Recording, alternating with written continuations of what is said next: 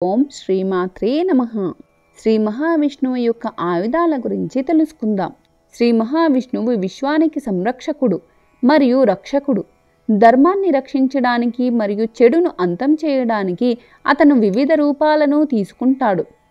అతనికి సంబంధించిన కొన్ని ఆయుధాల గురించి తెలుసుకుందాం.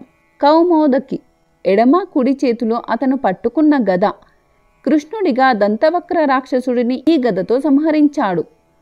కోదండ, రామ అవతారం సమయంలో శ్రీరాముడి విల్లు కాబట్టి శ్రీరాముణ్ణి కోదండపాణి అని కూడా పిలుస్తారు. కోదండను చేతిలో పట్టుకున్నవాడు. నందక, శ్రీ విష్ణు ఖడ్గం. వరాహ పురాణంలో ఈ ఖడ్గం అజ్ఞానాన్ని నాశనం చేసేదిగా వర్ణించబడింది. శారంగ, పరశురాముడు పట్టుకున్న విష్ణువు యొక్క ఖగోళ విల్లు.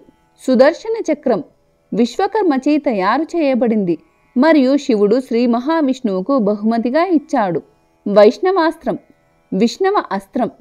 కృష్ణుడి క్షిపణి ఆయుధం అతని సంకల్పం ద్వారా మాత్రమే ఆపబడుతుంది.